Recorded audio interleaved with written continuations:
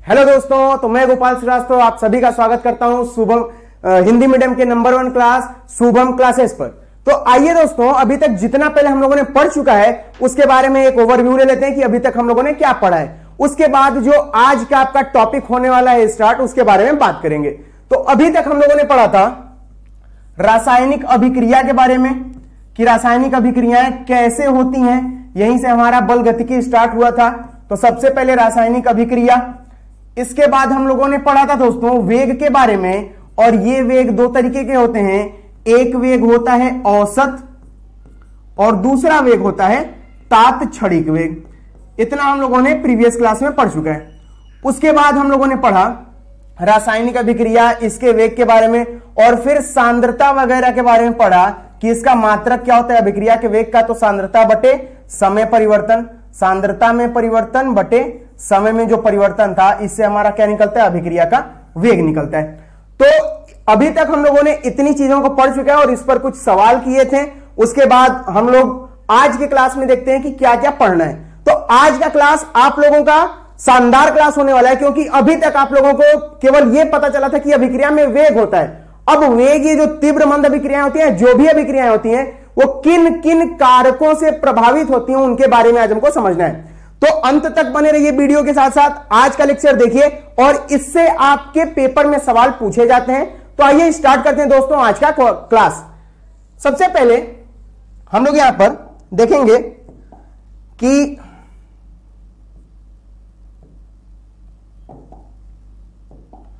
अभिक्रिया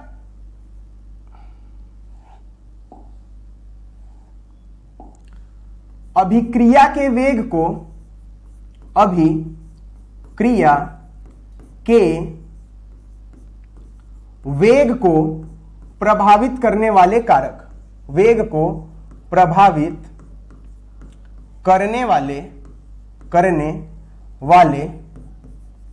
कारक।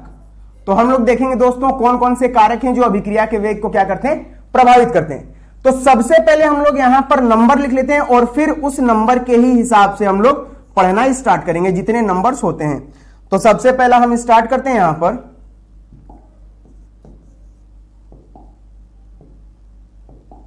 पहला सांद्रता का प्रभाव। सांद्रता का प्रभाव सबसे पहला हम लोग का कारक होगा जो अभिक्रिया के वेग को क्या करेगा, प्रभावित करेगा। दूसरा हो जाएगा दाब का प्रभाव, दाब का प्रभाव। तीसरा हो जाएगा भौतिक अवस्थाओं का, या जो भौतिक हम लोग की अवस्थाएं होती हैं वो किस किस रूप से प्रभावित करती हैं। उसके बाद जो अभिकारक है, उस अभिकारक में जो वो अभिकारक किस अवस्था का है, अभिकारक की अवस्थाएं हम लोग देखेंगे, या हम लोग बोल सकते हैं कि उसकी प्रकृति क्या है। अवस्थाएं हटा के अभिकारक की प्रकृति देख लेते हैं कि अभिकारक की प्रकृति कैसी है, अभिकारक की प्रकृति। उसके बाद हम लोग पढ़ेंगे उत्प्रेरक, और फिर हम लोग 6th पढ़ेंगे, छठा पॉइंट ताप के बारे में। फिर उसके बाद जो हम लोग के 7वें पॉइंट आते हैं, ये हम लोग का विकिरण हो गया या प्रकाश हो गया, विकिरण हो गया या प्रकाश हो गया। और फिर 8वां जो हम लोग का पॉइंट होता है, ये होता है अभिकारक। जो अभिकारक होते हैं उनके पृष्ठीय क्षेत्रफल पर, अभिकारक के पृष्ठीय क्षेत्रफल पर, पृष्ठीय क्षेत्रफल पर। अब इतने कारकों से हमारा अभिक्रिया का वेग क्या होने वाला है, प्रभावित होने वाला है। तो आइए दोस्तों स्टार्ट करते हैं पहले से, जो हम लोग का होता है सांद्रता का प्रभाव। तो पहला पॉइंट स्टार्ट होता है यहां पर सांद्रता के प्रभाव से। सांद्रता का प्रभाव। अब देखिए सांद्रता के प्रभाव में क्या होगा। मान लीजिए कि दो लड़के हैं, एक गुड्डू है और एक बबलू है, उन दोनों का आपस में क्या हो गया, लड़ाई हो गया। अब लड़ाई होने से क्या होगा, वो केवल दो रहेंगे तो लड़ाइयां क्या होंगी, कम होंगी। अब मान लीजिए पहले शुरू में कौन है, गुड्डू है, और कौन है इधर, बबलू है, और इन दोनों में क्या हो गया, आपस में लड़ाई हो गया। अब क्या हुआ, अभी ये एक और एक थे तो लड़ाइयां क्या होंगी, कम होंगी। और अगर गुड्डू क्या किया, अपने पास 10 लोगों को बुला लिया, और ये बबलू क्या किया, अपने पास 15 लोगों को बुला लिया, तो अब इन दोनों में जो लड़ाइयां होंगी वो क्या हो जाएंगी, बढ़ जाएंगी। मतलब अभी इनका जो क्रिया था, यहां पर क्रिया कम था, और यहां पर क्रिया क्या हो जाएगा, बढ़ जाएगा। जी बिल्कुल दोस्तों, अगर केवल एक एक लोग लड़ाई कर रहे हैं तो वहां पर लड़ाइयां क्या होंगी, कम होंगी। और अगर ये अपने कुछ दोस्तों को बुला लेता है और ये अपने कुछ दोस्तों को बुला लेता है तो वहां पर क्या होंगी, लड़ाइयां बढ़ जाएंगी। वही चीज होता है हमारा सांद्रता के प्रभाव के साथ। देखते हैं क्या होता है दोस्तों। तो सबसे पहले इस गुड्डू और बबलू को यहां से हटा लेते हैं, जो भी चीजें हैं, और हम देखते हैं सांद्रता किस तरीके से प्रभावित करता है किसी अभिक्रिया के वेग को। तो सबसे पहला, अगर हम लोग A प्लस बी मिलाकर अगर C बना रहे हैं तो A और B के जो अणु होंगे वो अणु क्या होंगे, गतिशील अवस्था में रहेंगे। वे अणु कैसे रहेंगे, गतिशील अवस्था में रहेंगे।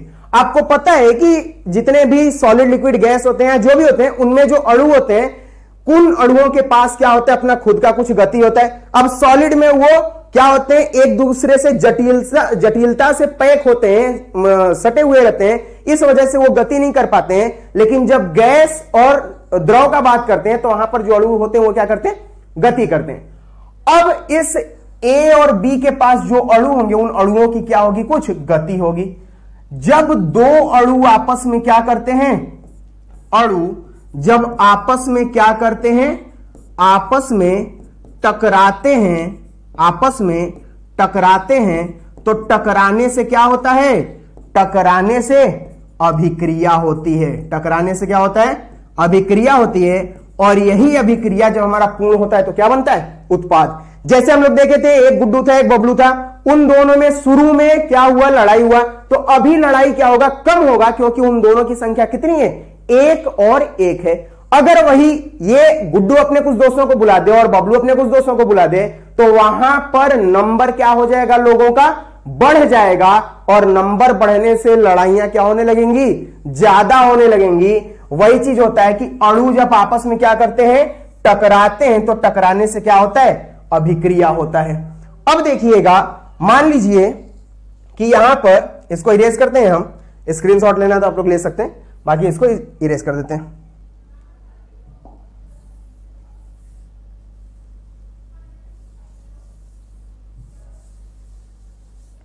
अब क्या होगा, ए और बी, मान लीजिए अगर हम इनकी सांद्रता बढ़ा दें, तो सांद्रता मतलब आप लोग केवल एक चीज समझिएगा, सांद्रता मतलब होता है गाढ़ापन। सांद्रता मतलब होता है गाढ़ापन। मतलब एकांक आयतन में जितने नंबर रहेंगे उनको हम लोग सांद्रता के रूप में बता सकते हैं। अब जैसे मान लीजिए अगर यहां पर हम कोई एक एरिया ले लिए, वॉल्यूम ले लिए, ये भी समान है, और यहां पर कोई आयतन ले लिए, ये भी समान है। मान लीजिए दोनों समान है, 1 मीटर क्यूब के हैं सब। अब यहां पर हम मान लिए कि 10 नंबर हैं अणुओं के, या जितने भी हैं, और यहां पर हमारे नंबर क्या हो जाएंगे, अगर बढ़ा दें तो नंबर बढ़ जाएगा हमारा, और नंबर बढ़ने से क्या होगा, इनका गाढ़ापन ज्यादा हो जाएगा। तो ध्यान दीजिएगा, अगर हम नंबर बढ़ाते हैं, सांद्रता का मतलब हो जाएगा नंबर बढ़ाना एकांक आयतन में, तो अगर नंबर बढ़ेगा तो नंबर बढ़ने से सांद्रता क्या हो जाएगी, बढ़ जाएगी। तो अगर हम बोले दोस्तों कि ए का सांद्रता और बी का सांद्रता, सांद्रता हमेशा और हमेशा किसका हमको बढ़ाना है, अभिकारक की सांद्रता, हमेशा ध्यान रखिएगा। तो यहां पर जो सांद्रता का प्रभाव है, किसके सांद्रता का प्रभाव रहेगा, अभिकारक की सांद्रता का प्रभाव। तो अगर हम लोग क्या करेंगे, सांद्रता को एकांक आयतन में, एकांक आयतन में अगर सांद्रता क्या हो जाए, बढ़ जाए, तो सांद्रता बढ़ने से क्या होगा, यहां पर इनका नंबर बढ़ जाएगा। और जैसा कि बताए थे, अगर दोस्तों को दोनों बुला दें, गुड्डू और बबलू, तो अगर नंबर बढ़ जाए तो नंबर बढ़ने से इनके टक्करों की संख्या क्या हो जाएगी, बढ़ जाएगी। सबसे पहले तो इनकी संख्या क्या हो जाएगा, बढ़ जाएगा। तो संख्या बढ़ गया, संख्या बढ़ने से क्या होगा, हम लोग का जो टक्करों का संख्या अणुओं के बीच होगा, वो टक्करों की संख्या क्या हो जाएगी, बढ़ जाएगी। तो अगर सांद्रता बढ़ा तो संख्या बढ़ जाएगा अणुओं का, अणुओं का संख्या बढ़ गया तो टक्करों की संख्या क्या हो जाएगी, बढ़ जाएगी। और अगर टक्करों की संख्या बढ़ गई तो हमको पता है कि जो अभिक्रिया होता है वो अभिक्रिया कब होता है, अभिक्रिया का मतलब होता है टक्कर। अभिक्रिया का मतलब होता है टक्कर। अगर दो अणु क्या करें, दो अणु परस्पर टक्कर कर रहे हैं तो उनके टक्कर करने से क्या होता है, अभिक्रिया। तो ध्यान दीजिएगा, अगर कहीं पर अभिक्रिया हो रहा है दोस्तों, तो अगर हम अभिकारक की सांद्रता को बढ़ाएं तो सांद्रता में अणुओं की संख्या बढ़ेगी एकांक आयतन में, और सांद्रता बढ़ने से क्या होगा, उन अणुओं की संख्या बढ़ेगी। संख्या बढ़ेगी तो टक्करों की संख्या बढ़ जाएगी, और इस टक्करों की संख्या से ही हमारा क्या होता है, अभिक्रिया होता है। अर्थात जो सांद्रता होती है उसको बढ़ाने से अभिक्रिया का वेग क्या होता है, बढ़ जाता है। क्या क्लियर है दोस्तों, यहां तक आप लोग देख सकते हैं एक बार। अब हम लोग बात करेंगे अपने दूसरे कारक के बारे में जिसको हम लोग बोलते हैं दाब। अच्छा, यहां पर हम लोग लिख देते हैं जो अभिक्रिया का वेग है, अभिक्रिया का वेग, अभिक्रिया का वेग, वे क्या होता है, अनुक्रमानुपाती होता है किसके, सांद्रता के। किसके, सांद्रता के। किसकी सांद्रता, अभिकारक की सांद्रता। चलिए दोस्तों दूसरा पॉइंट देखते हैं जो हम लोग का था ताप का। तो कोई दूसरा कलर ले लेते हैं, मान लीजिए यहां से हम हरे कलर को ले लिए और यहां पर लिख दिए दाब का प्रभाव। दाब का प्रभाव, दाब का प्रभाव क्या होता है। अब देखिएगा यहां पर अगर हम कोई एक लें ठोस, तो ठोस में आपको पता है कि अणु क्या होते हैं, पास पास होते हैं। इनके बीच अंतराणविक जो बल होता है वो काफी ज्यादा होता है, और इनके बीच अंतराणविक जो जगह, जो स्पेस होता है, मतलब जो अंतराल होता है वो क्या होता है, बहुत कम होता है। तो ये हमारा ठोस का हो गया। अगर यहां पर बात करें द्रव का, तो द्रव में क्या होगा, ये कुछ दूर दूर होंगे, इनके बीच अंतराणविक अंतराल थोड़ा ठोस के मुकाबले क्या होगा, ज्यादा होगा। और अगर कहीं बात करें गैस का, तो गैस में क्या होगा, कुछ ऐसे ऐसे रहेंगे, मतलब गैस में इनके बीच का जो अंतराल होगा वो ज्यादा हो जाएगा। अब क्या करना है, हमको दाब के प्रभाव के बारे में समझना है। तो अगर ध्यान दीजिएगा, कोई अगर गैसीय अभिकारक है, ध्यान से इस बिंदु को देखिएगा, कोई अगर गैसीय अभिकारक है तो इस गैसीय अभिकारक में क्या होगा। तो मान लीजिए ये कोई गैसीय अभिकारक है। अब यहां पर हमें केवल गैस का फिगर बनाते हैं, इसको हम पूरा हटा देते हैं यहां से। तो केवल अगर गैस का हम यहां पर फिगर बना दें, फिगर एक यहां हो गया, यहां यहां यहां, और कुछ ऐसे हमारे ये अणु हो गए गैसों के। अब क्या करेंगे दोस्तों, मान लीजिए अगर हम दबाव लगाएं, जैसे आपके घर में आप किस पर दाब बना सकते हैं, जो क्या हो, जिस पर जगह आप बना सकते हैं वहां पर दाब लगाते हैं। हम बोले कि जैसे इस पेन को, इस पेन पर आप दाब लगाइए, तो क्या ये दबेगा, नहीं दबेगा। हम बोले कि आप किसी लकड़ी के टुकड़े को दबाइए, तो क्या होगा, दबेगा, बिल्कुल नहीं दबेगा, क्योंकि वो ठोस अवस्था में है। अगर गैस कहीं पर है और गैस पर हमको क्या करना है, दाब लगाना है, तो दाब लगाने से इस पर क्या होगा, इसके अणु जो है वो क्या हो जाएंगे, पास पास आ जाएंगे। जैसे अगर हम क्या करते हैं, इस पर दाब लगाते हैं, तो दाब लगाने पर, यहां से हम दाब लगाने स्टार्ट किए, मान लीजिए यहां से हम दाब लगाएं, इस पर प्रेशर लगाएं, तो प्रेशर लगाने से ये अणु क्या होंगे, इनके बीच जगह है, और जगह कहीं होता है तो पास पास आ जाते हैं। अरे जैसे मान लो कि अगर तुम ट्रेन में बैठे हो, ट्रेन में एक जनरल बोगी होता है, एक रिजर्वेशन बोगी होता है। जनरल बोगी में क्या होता है, कुछ लोग, कभी कभी ऐसा होता है कि मान लो ये सीट है और ये सीट पर ऐसे ऐसे लोग एकदम चिपक कर बैठे होते हैं। अब अगर मान लो तुम गए और बोलोगे कि अरे भाई उधर चलो, तो ये सब क्या बोलेंगे, अंधा है क्या, जगह कहां है यहां पर कि हम उधर चलें। तो अगर ये बैठे हुए हैं सब, तो यहां पर इसको और इस साइड आने का जगह नहीं है। आप अगर इसके पे दाब बनाएंगे, इस पर अगर प्रेशर या इस पर फोर्स करेंगे कि अरे नहीं उधर चलो हमको बैठना है, तो ये बोलेगा जगह मेरे पास कहां है कि हम कहां चलें। ये इस साइड कब जा सकता है, जब इसके पास क्या रहे, जगह रहे। अब मान लीजिए कि आप दूसरे दिन उसी बोगी में चढ़े और यहां पर कोई व्यक्ति क्या था, ऐसे लेटा हुआ था, इस तरीके से वो लेटा हुआ है।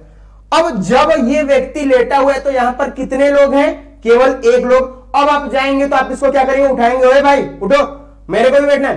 तो अब यहां पर क्या है, इसके पास जगह है, मतलब आप अगर इस पर अपना बल आरोपित करेंगे तो बल लगाने से ये क्या हो जाएगा, उठ जाएगा और उठकर अपने दूसरे तरफ बैठ जाएगा। क्यों उठेगा, क्योंकि इसके पास क्या है, जगह है। लेकिन ध्यान देना, अगर कोई से बोले और कोई अगर बढ़िया अगर आ गया तो वो उठने वाला नहीं होता है।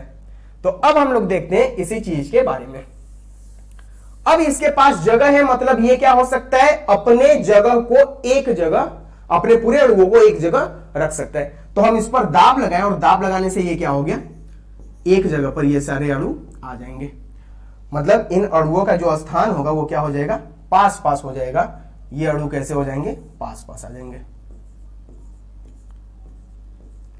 कम स्थान में। पहले इनका स्थान इतना ज्यादा था, अब इन पर हम कंप्रेस किए और ये नीचे आकर क्या हो गए, एक जगह पर सेटल हो गए, एक जगह पर अपने पूरे को एक जगह एकत्रित कर लिए।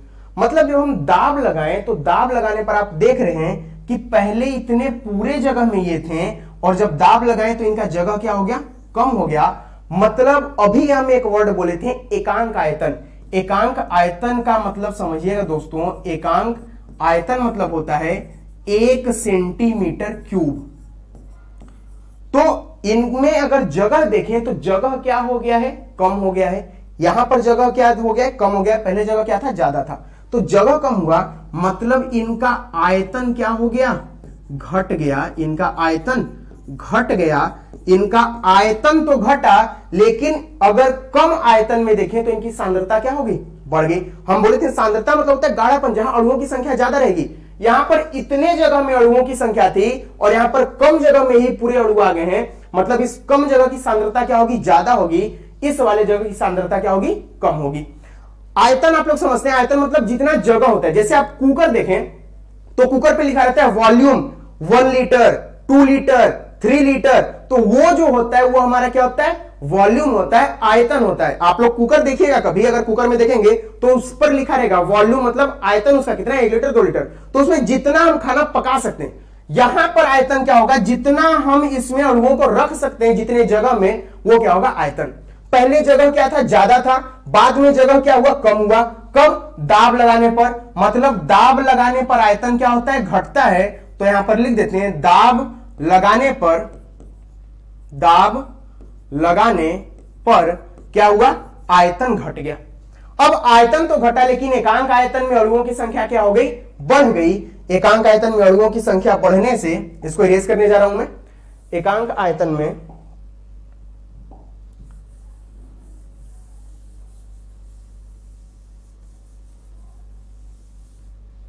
एकांक आयतन में अणुओं की संख्या बढ़ने से सांद्रता क्या हो जाएगी, बढ़ जाएगी। और फिर से वही आपका कॉन्सेप्ट आ जाएगा, सांद्रता बढ़ जाएगी, बढ़ जाएगी, आयतन घटेगा, इससे सांद्रता बढ़ी। सबसे पहले दाब लगाएं तो आयतन घटा, आयतन घटा तो हमारा क्या हो गया, सांद्रता बढ़ गई। और सांद्रता बढ़ी तो अभिक्रिया का वेग क्या हो जाएगा, बढ़ जाएगा।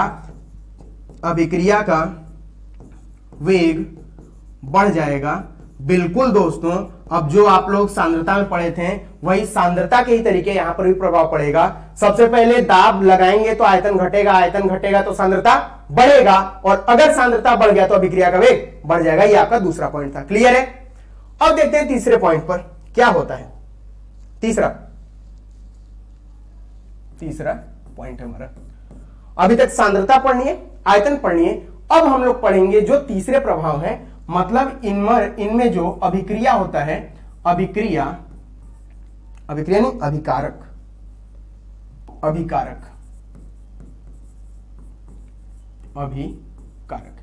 ये अभिकारक जो है वो किस अवस्था में है, किस अवस्था में है, इसकी अवस्था क्या है, या अभिकारक कैसा है, उसके नेचर पर भी, उसकी प्रकृति पर भी निर्भर करता है, उसकी प्रकृति पर भी निर्भर करता है।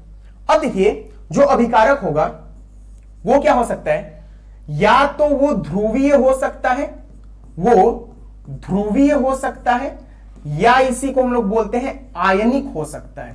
क्या हो सकता है, आयनिक हो सकता है। अगर ध्रुवीय या आयनिक कोई भी अभिकारक है तो वो हम लोग का क्या करेगा, अगर अभिकारक की प्रकृति कैसी है, ध्रुवीय है या आयनिक है, तो वहां पर अभिक्रिया का वेग क्या होगा, ज्यादा होगा। अभिक्रिया का वेग तेज होगा, मतलब अभिक्रिया का वेग वहां पर क्या हो जाएगा, ज्यादा हो जाएगा। जैसे एग्जांपल हम लोग अगर HCl ले लिए और NaOH ले लिए तो ये मिलकर क्या बना देगा, NaCl प्लस H2O। अब यहां क्या होगा, ये सभी किस रूप में होंगे, आयन के रूप में होंगे। आयन आप लोगों ने दोस्तों सुना होगा, एक प्लस आयन होता है और एक माइनस आयन होता है। अगर अभिकारक जो है वो अगर आयन के रूप में है तो यहां पर अभिक्रिया क्या हो जाएगा, उसकी गति तेज हो जाएगी, या हम बोल सकते हैं अभिक्रिया का वेग क्या होगा, तेज हो जाएगा। कब, जब हम लोग के अभिकारक की प्रकृति क्या होगी, ध्रुवीय या आयनिक होगी। क्लियर है। अब दूसरा देखते हैं कि अगर हम लोग के अभिकारक की प्रकृति कैसी है, अगर उस अभिकारकों के बीच क्या है, बंध है। अगर बंध बना हुआ है तो बंध बनने पर बंध को टूटने में क्या लगता है, समय लगता है। अगर कहीं कोई चीज बंधा हुआ है तो बंधे हुए को तोड़ने में क्या लगता है, समय लगता है। ये आयनिक क्यों जल्दी तेज अभिक्रिया होगी, क्योंकि प्लस क्या करेगा, अपनी तरफ माइनस को तुरंत क्या कर लेगा, अट्रैक्ट कर लेगा और इनके बीच क्या हो जाएगा, तुरंत क्रिया हो जाएगा।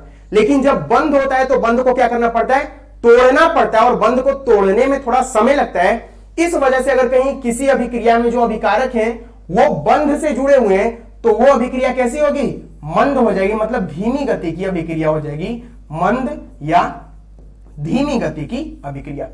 अब ध्यान दीजिएगा, जो बंध होता है वो हम लोग एग्जांपल ले लें, NH2 प्लस 3H2, यहां से क्या बनता है, 2NH3। यहां पर जो नाइट्रोजन रहता है दोस्तों, वो नाइट्रोजन के बीच कितना बंध रहता है, 3 बंध रहता है। तो यहां पर बंध को तोड़ने में क्या लगता है, समय लगता है। इस वजह से कोई बंध वाली अगर अभिक्रिया है तो वो कैसी होगी, मंद गति की या धीमी गति की होगी। इसको इरेज करते हैं, स्क्रीनशॉट लेना है तो आप लोग ले सकते हैं। फिर हम क्या करेंगे, देखते हैं, एक समांगी होता है और दूसरा कैसा होता है, विषमांगी होता है। एक कैसा होता है, समांगी, और दूसरा विषमांगी। मतलब अगर हमारे बीच कोई समांगी अभिकारक है और कोई कैसा है, विषमांगी है, विषमांगी, तो समांगी की जो अभिक्रिया होगी वो कैसी होगी, तीव्र गति की होगी, और विषमांगी की जो होगी वो मंद गति की होगी। समांगी मतलब एक ही जैसे की, जैसे गैस के साथ गैस मिल गया, जब दोनों एक ही जैसे रहेंगे तो समांगी होगा, और दोनों जब क्या रहेंगे, अलग अलग रहेंगे, तो उनको हम लोग क्या बोलेंगे, विषमांगी अभिक्रिया। तो समांगी में तीव्र गति से अभिक्रिया होती है और विषमांगी में क्या होती है, मंद गति से अभिक्रिया होती है। अच्छा, समांगी से ही ध्यान आया, अगर कहीं एक ही प्रकार के कोई दो वस्तुओं के या स्पर्शों के बीच अगर कोई बल लगता है सतहों के बीच, तो उसको हम लोग बोलते हैं, फिजिक्स में एक वर्ड आया होगा, कोई बल बोलते हैं। और ये बल दो प्रकार के होते हैं, समान जो सतहों के बीच लगता है और विपरीत। अगर जैसे मान लीजिए हम यहां पर लिख दिए बल, यहां पर लिख दिए बल, तो इस पर बल लिख गया। क्यों लिखा, इसका कारण क्या है, जैसे हम लोग पेन और कॉपी से, अगर कॉपी पर लिखते हैं पेन से, तो वो छप जाता है। क्यों, उसका कारण क्या होता है, क्यों लिख लेते हैं, इसका आप लोग जरा आंसर बताइएगा कमेंट सेक्शन में, कि हम कोई भी चीज अगर कहीं लिखते हैं तो क्यों चिपक जाता है उस पर, इसका कारण क्या होता है। तो देखते हैं आगे का बात दोस्तों। अब कौन सा होता है, अब इनमें भौतिक अवस्थाएं होती हैं, भौतिक अवस्थाएं, भौतिक अवस्थाएं। आपको पता है कि भौतिक अवस्थाएं कितनी होती हैं, 3 होती है। एक ठोस होगा, दूसरा कैसा होगा, द्रव होगा, और तीसरा कैसा होगा, गैस होगा। तो अगर कहीं पर भी ठोस है तो ठोस में क्या होता है, इनके बीच अंतराल आणविक बल बहुत ज्यादा होता है, और जो इनके बीच अंतराल होता है अणुओं के बीच वो क्या होता है, बहुत कम होता है। तो अगर अंतराल इनके बीच कम है तो इनके बीच अणु क्या कर सकते हैं, उतने तीव्र गति से गति नहीं कर सकते हैं। मतलब सबसे ज्यादा जो गैस, सबसे ज्यादा तो जो अभिक्रिया का वेग होता है, सबसे ज्यादा जो अभिक्रिया का वेग होगा वो किसके हिसाब से होगा, हम लोग का गैस में सबसे ज्यादा होगा, फिर उसके बाद किस में होगा, द्रव में सबसे ज्यादा होगा, और फिर उसके बाद किस में होगा, ठोस में। मतलब सबसे ज्यादा गैस में, फिर द्रव में, और फिर ठोस में। ये हम लोग का एक अगर क्रम पूछ दे तो क्रम पे आता है। एक चीज और याद रखिएगा, जो अभिक्रिया का वेग होता है, अभिक्रिया का वेग, ये अनुक्रमानुपाती होता है जो अभिकारक की स्थिरता रहती है, अभिकारक की स्थिरता। मान लीजिए अगर जो अभिकारक है वो काफी स्थिर है, मतलब क्या है, अगर वो काफी ज्यादा वो गति में नहीं है, जैसे आप लोग नोबल गैसेस के बारे में सुने होंगे, निष्क्रिय गैसों के बारे में, तो वो सब क्या होते हैं जो अगर जितना ज्यादा जैसे स्थिर बनते जाता है, जैसे हम लोग हीलियम ज्ञान सुने हो, वो सब तो एकदम स्थिर है, वो किसी से क्रिया ही नहीं करते हैं। अगर कोई ऐसी गैसेस हैं जो धीरे धीरे स्थिरता की तरफ बढ़ रही हैं, तो उनका अभिक्रिया का वेग क्या होने लगेगा, कम। जैसे जैसे जो भी हमारे गैस के अणु या जो भी हमारी अभिक्रियाएं हो रही हैं, उनमें अभिकारक जो होंगे, उन अभिकारकों के अणुओं में अगर स्थिरता आने लगेगी, तो स्थिरता आने से अभिक्रिया का वेग क्या होने लगेगा, कम होने लगेगा। एक ये हम लोग से संबंध पूछा जाता है। अब देखते हैं नेक्स्ट जो हम लोग का है, इनके बीच अभिकारक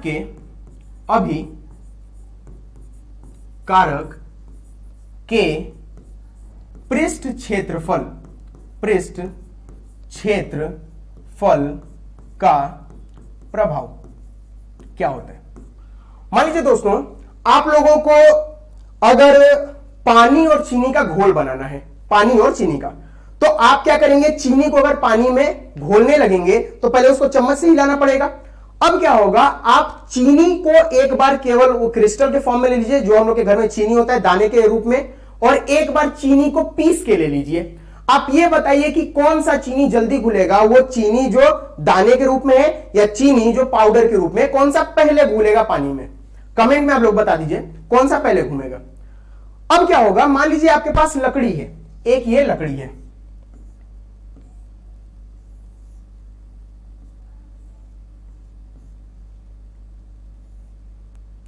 एक ये हमारे पास क्या है, लकड़ी का टुकड़ा है, और इसको हमको क्या करना है, जलाना है।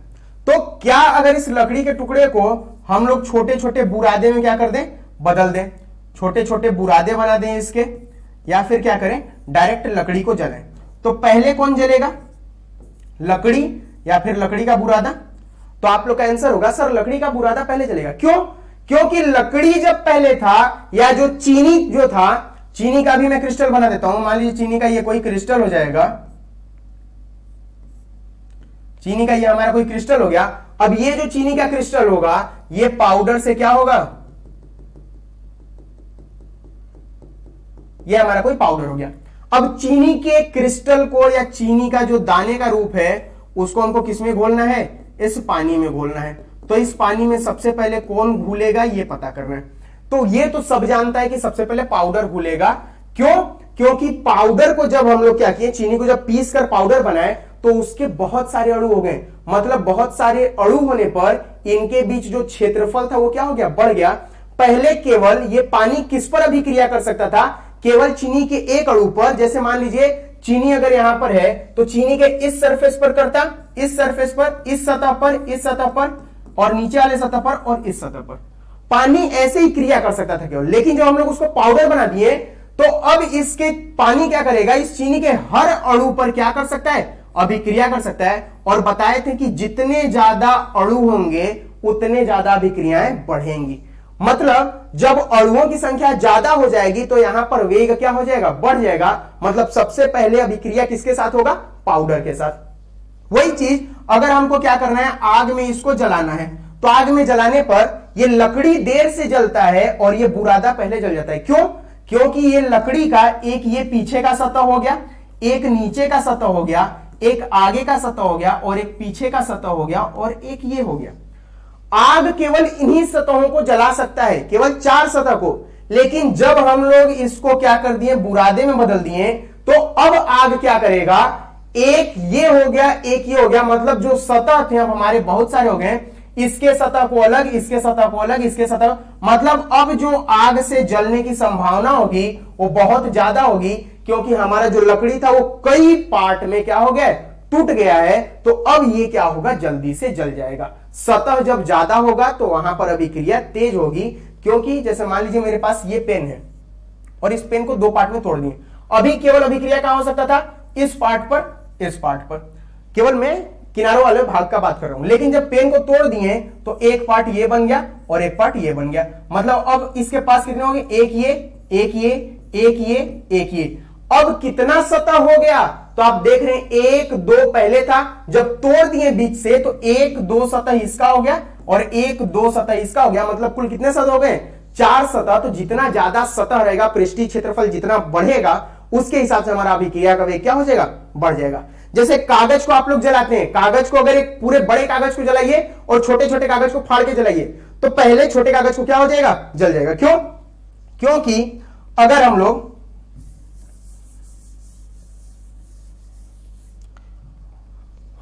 लोग क्या करें, पूरा एक बड़ा सा कागज ले लें, तो इसमें कितना सतह होगा, एक इस किनारे से इस किनारे से इस किनारे से इस किनारे, 4 सतह से जलाएगा। लेकिन अगर हम इसी कागज को क्या किए, मान लीजिए ऐसे कुछ टुकड़ों में क्या कर दिए, इसको फाड़ दिए, तो ये हमारे टुकड़े हो गए। अब कितने, अब आग जब इस पर हम जलाएंगे तो इस पर एक तो ये हो गया, हमारे सतह क्या हो गए, बट गए, एक ये सतह एक ये सतह, ये पूरे एक ही पेज के हैं, अलग अलग नहीं है। मतलब एक पेज में जो पहले 4 सतह था, कितना हो गया, 1 2 3 4, 1 2 3 4, 1 2 3 4, ऐसे आप लोग जितने टुकड़ों में इसको बांटेंगे उतने टुकड़े में इसका सतह क्या होता जाएगा, बढ़ता जाएगा, और इसके जलने की संभावना क्या होगी, उतनी ज्यादा होगी। जो पहले जलने में थोड़ा समय लेता था, अभिक्रिया थोड़ी देर से होती थी, वो अभिक्रिया क्या होने लगेगी, तीव्र होने लगेगी, क्योंकि हमारा पृष्ठीय क्षेत्रफल क्या हो जाएगा, बढ़ जाएगा। अब दोस्तों उम्मीद करता हूं कि पृष्ठीय क्षेत्रफल तो आप लोगों को क्लियर हो गया होगा और पहले के जितने टॉपिक पढ़े थे। अब इसके बाद हम लोग देखते हैं जो दूसरा है, जो नेक्स्ट है, उत्प्रेरक के बारे में।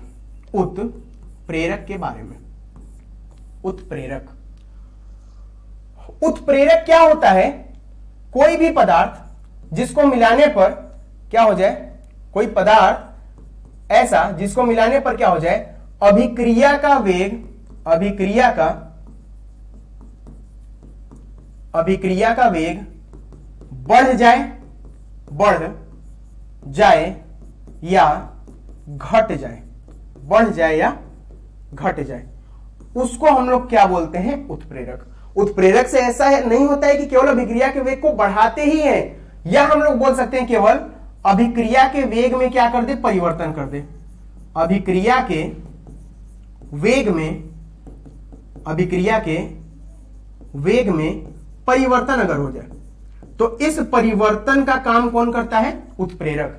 अब ये भी 2 तरीके का होता है, आप लोग पढ़े होंगे, एक उत्प्रेरक वर्धक होता है और एक उत्प्रेरक विष होता है। एक बढ़ाने का काम करता है और एक क्या करता है, घटाने का काम करता है। जैसे आप लोग देखे होंगे फलों को पकाना रहता है तो हम लोग कार्बाइड वगैरह का यूज करते हैं। कार्बाइड क्या करता है, जैसे मान लीजिए कच्चा आम है और उसको पकाना है तो आप लोग कार्बाइड में रख देते हैं ताकि ये जल्दी से पके, जो समय उसको पकेगा ऐसे ही पकेगा, लेकिन अभी पकने में समय क्या करेगा, ज्यादा लेगा। कार्बाइड वगैरह में जब हम इसको मिला देते हैं तो वहां पर अभिक्रिया का वेग क्या हो जाता है, बढ़ जाता है, और वेग बढ़ने से क्या होगा, सॉरी उत्प्रेरक मिलाने से क्या होगा, उनका वेग बढ़ेगा और आम जल्दी पक जाएगा। तो उत्प्रेरक भी 2 प्रकार के होते हैं। अब अभिक्रिया के वेग में जो परिवर्तन करे, या तो वेग को बढ़ाए या तो वेग को घटाए। जनरली केस में हम लोग क्या पढ़ते हैं सामान्यतया कि यहां पर अभिक्रिया का जो वेग होता है, अभिक्रिया का वेग, ये वेग क्या होता है, बढ़ ही जाता है। जो हम लोग के अधिकतर उत्प्रेरक होते हैं वो अभिक्रिया के वेग को क्या करते हैं, बढ़ाते हैं। तो अभिक्रिया के वेग को बढ़ाना ही क्या होता है, हमारा उत्प्रेरक का काम होता है। अब देखते हैं कि ये कैसे होता है। मान लीजिए हम कोई A से B तक क्या करें, कोई A हम लोग का अभिकारक है और वो क्या बना रहा है, B उत्पाद बना रहा है, मतलब हमको यहां से यहां तक जाना है।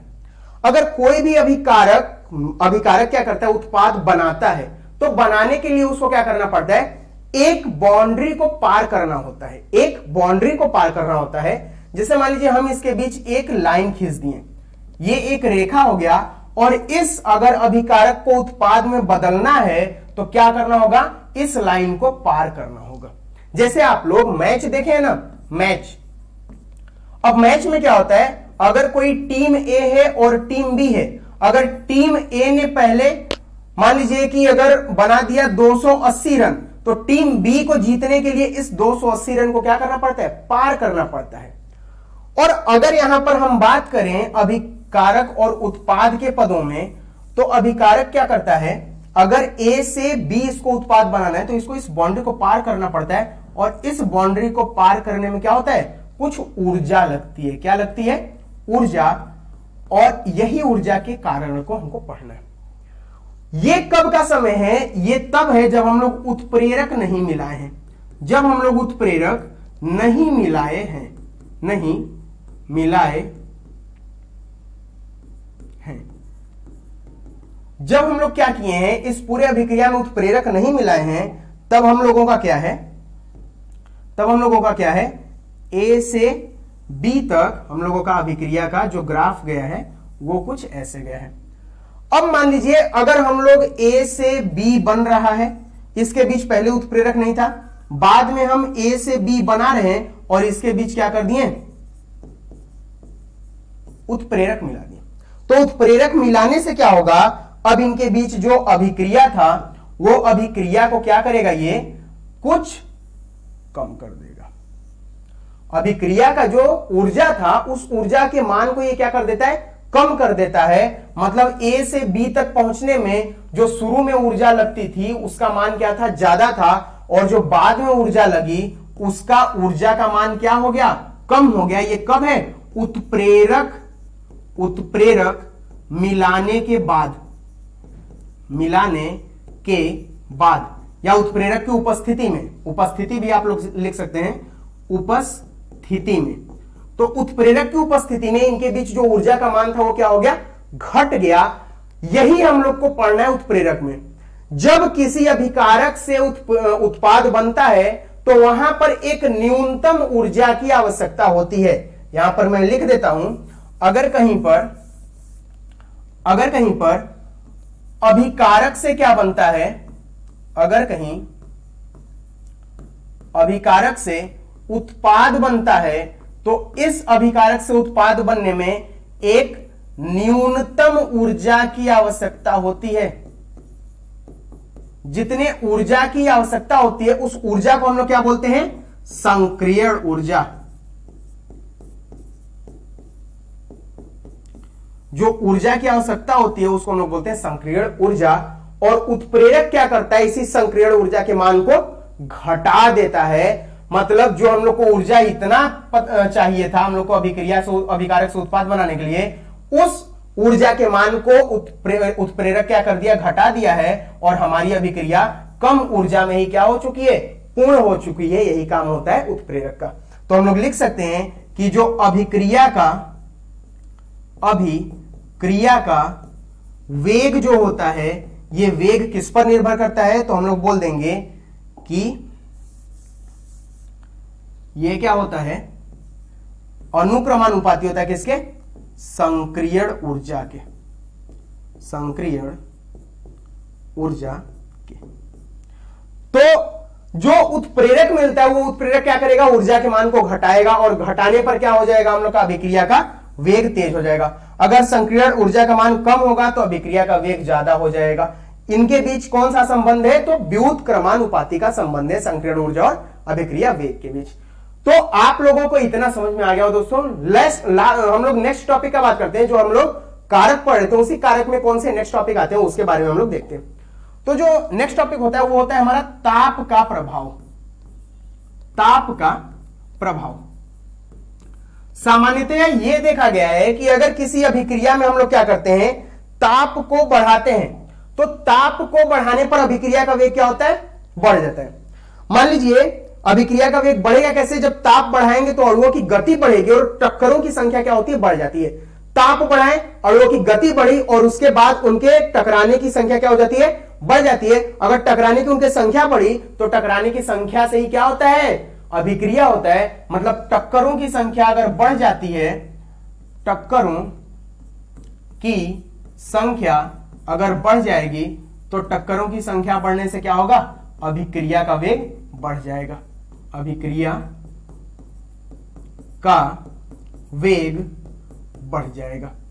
अब इसी चीज के बारे में हमको समझना है। मान लीजिए कि कोई अगर चीज है जिसमें मान लीजिए पानी है, पानी को अगर हम लोग नॉर्मल छोड़ दें तो वो पानी में अभी बबल नहीं बनता, मतलब बुलबुले जो होते हैं वो नहीं बनते।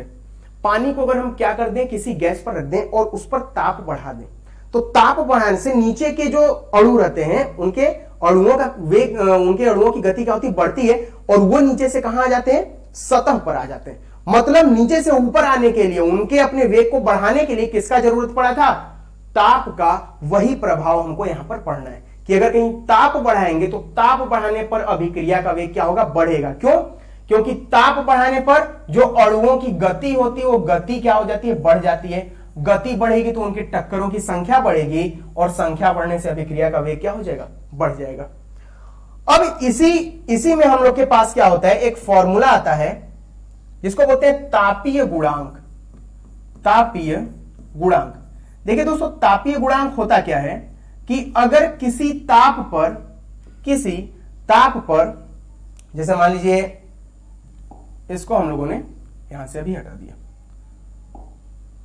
मान लीजिए ए किसी ताप पर हम लोग का T था, और क्या किए, इसी ताप को हम क्या कर दिए, 10 डिग्री से बढ़ा दिए। तो अगर कोई पदार्थ है उसका शुरू में जो ताप रहेगा उससे 10 डिग्री बढ़ाने पर, शुरू में जो ताप T है उस T में अगर हम ताप 10 डिग्री बढ़ा दें तो बढ़ाने में जो हम लोग का परिवर्तन होगा या जो अनुपात होगा वो क्या होता है, तापीय गुणांक होता है। मतलब इसका अनुपात 10 डिग्री बढ़ाने पर और पहले का जो ताप रहता है उस ताप के अनुपात को हम लोग क्या बोलते हैं, तापीय गुणांक। पहले का ताप T और बाद का ताप 10 डिग्री बढ़ाने पर T, और फिर T प्लस 10 करने पर जो हम लोग का अनुपात आता है इनके बीच का, इसी अनुपात को हम लोग क्या बोलते हैं, तापीय गुणांक। मतलब तापों के बीच जो अनुपात रहता है उनको हम लोग तापीय गुणांक में, फॉर्मूला अगर कहीं पूछा जाए तो आप लोग का फॉर्मूला यही होगा। मान लीजिए हम लोग सामान्यतः एक 25 डिग्री अगर ले लेते हैं तो ऊपर वाला कितना हो जाएगा, 35 डिग्री, क्योंकि हम हर जगह ताप के मान में क्या कर रहे हैं, 10% की वृद्धि कर रहे हैं। अगर यहां पर 35 डिग्री हो जा रहा है, अगर यहां पर 35 डिग्री हो गया तो नीचे कितना रहा होगा, 25 डिग्री रहा होगा। क्योंकि अगर नीचे 25 तो हम लोग 25 में क्या कर दिए, 10 बढ़ा दिए, तो 10 बढ़ाने पर हमारा जो अनुपात आया उस अनुपात को क्या बोलते हैं, तापीय गुणांक। इस तापीय गुणांक में क्या होता है, या ताप के प्रभाव में क्या होता है, हमसे पूछा जाता है कि जो सांद्रता होती है उनमें कितना चेंजिंग होता है। तो लगभग जो हम लोग 10 डिग्री पढ़ाते हैं, 10 डिग्री, उसमें क्या होता है, 2 या 3 गुने का क्या हो जाता है, परिवर्तन हो जाता है। लगभग के चिन्ह से यहां हम प्रदर्शित कर दे रहे हैं। तो जो चेंजिंग होता है हम लोग का सांद्रता में वो कितना होता है, लगभग 2 या 3%।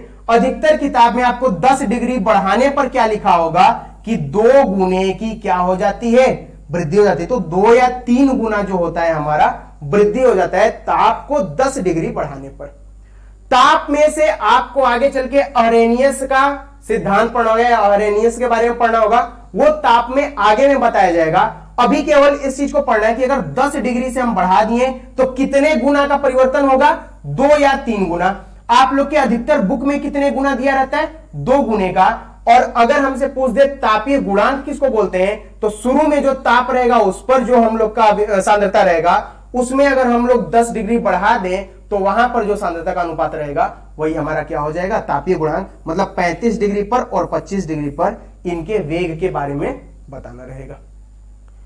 तो क्या यहां तक क्लियर है आप लोग का, ताप का प्रभाव तक? ताप को ही हम लोग आगे पढ़ेंगे, अभी ताप को और उत्प्रेरक को ही आगे चल के पढ़ना है। अब देखिए, ताप के प्रभाव के बाद जो हम लोग का एक लास्ट बचता है उसको हम लोग बोलते हैं विकिरण, विकिरण या प्रकाश का प्रभाव। विकिरण या प्रकाश का प्रभाव। देखिए दोस्तों, होता क्या है कि अगर कोई अभिक्रिया हो रही है और वो धीमी गति से अगर अभिक्रिया हो रही है, वो अभिक्रिया का वेग क्या है, अगर धीमा है, और वहां पर अगर हम विकिरण मतलब फोटोन के बारे में आप लोग फिजिक्स में पढ़े होंगे, फोटोन, इस फोटोन की ऊर्जा कितनी होती है, h न्यू, या इसी को hf भी बोलते हैं, hf। ये न्यू या f क्या है, आवृत्ति है, और ये h क्या है, प्लांक नियतांक है। h जो है प्लांक नियतांक है, और जो न्यू या f है ये हमारा क्या है, आवृत्ति है। तो अब क्या होगा कि अगर कहीं पर प्रकाश की तीव्रता बढ़ाई जाए, प्रकाश में जो फोटॉन्स हैं अगर उनकी ऊर्जा उस अभिक्रिया पर पड़ रही है और उनकी ऊर्जा होती कितनी है, HF या h न्यू के बराबर, इस न्यू को बोलते हैं आवृत्ति या f को भी आवृत्ति बोलते हैं और h को क्या बोलते हैं, प्लांक नियतांक। आप लोग जब फिजिक्स में पढ़ेंगे डी ब्रॉगली तरंगों के बारे में तो वहां पर आप लोगों को फोटॉन के बारे में पढ़ना होगा, या आइंस्टीन का प्रकाश विद्युत प्रभाव जब पढ़ना स्टार्ट करेंगे तो वहां पर प्लांक और फोटॉन के बारे में आपको पढ़ना होगा। तो अगर कोई अभिक्रिया हो रही है, जैसे मान लीजिए हमने लिखा A प्लस बी मिलकर क्या बना रहे हैं, C, तो अगर इनकी अभिक्रिया का वेग अभी कुछ समय के लिए धीमा है, लेकिन अगर विकिरण या प्रकाश मतलब h न्यू की ऊर्जा अगर इसमें मिला दी जाए तो इसको मिलाने से इस अभिक्रिया का वेग क्या हो जाता है, वेग यहां पर तीव्र हो जाता है और इसी तीव्र वेग से ये क्या अभिक्रिया होने लगती है। मतलब जो अभिक्रिया धीमी रहती है वो अभिक्रिया इस विकिरण या प्रकाश में जो फोटॉन की ऊर्जा होती है उसको ऐड करने पर अभिक्रिया का वेग क्या हो जाता है, बढ़ जाता है और इसी अभिक्रिया के वेग बढ़ने का जो प्रभाव होता है उसको हम लोग पढ़ते हैं प्रकाश का प्रभाव या विकिरण का प्रभाव में। इनका काम क्या होता है, विकिरण या प्रकाश, कि अगर किसी अभिक्रिया में इनकी तीव्रता या इनमें फोटॉन की ऊर्जा को अगर इसमें मिलाया जाए, इसमें रखा जाए तो यहां पर इस अभिक्रिया का वेग क्या हो जाता है, बढ़ जाता है। मतलब अभिक्रिया जो पहले धीमी गति से मंद गति से होती रहती है वो अभिक्रिया हमारी क्या हो जाती है, तीव्र गति से होना प्रारंभ हो जाती है। क्लियर है यहां तक दोस्तों? अब देख लेते हैं एक बार कि हम लोगों ने क्या क्या पढ़ा था। तो सबसे पहला हम लोग पढ़े थे सांद्रता का प्रभाव, सांद्रता का प्रभाव। फिर हम लोगों ने दूसरा पढ़ा था दाब का प्रभाव, दाब का प्रभाव। तीसरा पढ़ा था जो अभिकारक की प्रकृति होती है। चौथा पढ़ा था जो भौतिक अवस्थाएं होती हैं, भौतिक अवस्थाएं। पांचवा हम लोगों ने पढ़ा था उत्प्रेरक के बारे में, उत्प्रेरक। छठवां पढ़ा था हम लोगों ने ताप के बारे में और सातवां पढ़ा था हम लोगों ने विकिरण या प्रकाश की उपस्थिति में अगर कोई अभिक्रिया हो रही है। और ये प्रकाश की उपस्थिति में आता कौन है, फोटॉन आता है, फोटॉन। और ये कितना h न्यू ऊर्जा देता है। जैसे इसके अगर एग्जाम्पल के बारे में बात करें तो CH4 वगैरह का Cl2 के साथ कराते हैं तो CH3Cl और फिर ऐसे अभिक्रिया हमारी होती है। तो जो हम लोग का एग्जाम्पल है वो यहां पर एग्जाम्पल हम लोग जो पढ़ेंगे उस एग्जाम्पल को अभी क्या करते हैं कि जितनी चीजों को होते हैं पहले समझ लेते हैं, फिर उसके बाद एक बार स्टार्ट कर लेंगे, रिवाइज कर लेंगे क्या क्या होती है। सांद्रता के प्रभाव में बताए थे कि अभिक्रिया क्या होती है, बढ़ती है। दाब का प्रभाव में एकांक आयतन में सांद्रता बढ़ जाएगी। दाब बढ़ाने पर आयतन कम होगा, लेकिन एकांक आयतन में सांद्रता बढ़ने से अभिक्रिया का वेग बढ़ता है। अभिकारक की प्रकृति कैसी होती है, अभिकारक की प्रकृति का मतलब कि वहां पर जो अभिकारक है उनके बीच क्या है, आयनिक है, ध्रुवी है, आयनिक है ध्रुवी, या फिर वो कोई बंध से जुड़े हुए हैं, या समांगी हैं या विषमांगी हैं। तो इनके बारे में बात किए थे। भौतिक अवस्थाएं ठोस, द्रव, गैस के बारे में हम लोगों ने बात किया था कि कौन तीव्र अभिक्रिया होगा और कौन मंद अभिक्रिया, मतलब कौन तेज गति से होगा और कौन धीमी गति से। तो यहां पर इनका हम लोग एक क्रम देखे थे कि गैस सबसे ज्यादा होगा, फिर लिक्विड और फिर सॉलिड के बारे में। उत्प्रेरक मिलाने पर अभिक्रिया का वेग सामान्यतः क्या हो जाता है, बढ़ जाता है। और उत्प्रेरक का वेग बढ़ने का मतलब क्या होता है कि यह संक्रियण ऊर्जा के मान को क्या कर देता है, घटा देता है। ताप का मतलब क्या होता है कि अगर हम लोग जनरली कहीं बढ़ाते हैं तो ताप बढ़ाने से अभिक्रिया का वेग क्या हो जाता है, बढ़ जाता है। और ताप बढ़ाने पर हम लोग का एक तापीय गुणांक, यहां पर एक चीज के बारे में पूछा जाता है, तापीय गुणांक। तो हम बताएं कि इनके भी जो सांद्रताएं रहती हैं वो क्या होती हैं, बढ़ेंगी। मतलब जो t समय पर रहेगी, मान लीजिए a का t समय पर कुछ और है, और फिर t से 10 डिग्री बढ़ाने पर जो इनकी सांद्रता में परिवर्तन होगा उसके बारे में पढ़ना होता है। हम लोग के बुक में जो दिया रहता है वो 2 गुना दिया रहता है, लेकिन ध्यान रखिएगा दोस्तों ये 2 गुना या 3 गुना भी हो सकता है। 2 गुना या 3 गुना भी इनमें क्या हो सकता है, परिवर्तन हो सकता है। तो 10 डिग्री बढ़ाने पर अगर हमसे पूछा जाए परिवर्तन कितना होता है तो 2 गुना या 3 गुना भी बोल सकते हैं आप लोग। फिर विकिरण या प्रकाश में देखे थे कि अगर कोई अभिक्रिया हो रही है तो उस अभिक्रिया में फोटोन की उपस्थिति अगर आ रही है, अगर प्रकाश से फोटोन अपनी ऊर्जा को अगर उसमें दे रहा है तो वहां पर अभिक्रिया जो मंद गति की होती है वो क्या हो जाती है, तीव्र गति में हो जाती है। बाकी इन सभी के बारे में जो और बातें होंगी वो आपके कल के क्लास में होंगी। तब तक आज के लिए आप लोग पढ़ते रहिए, जितनी चीजें पीछे की पढ़े उनको लगातार रिवाइज करते रहिए। बाकी मिलते हैं कल दोस्तों। ओके, धन्यवाद।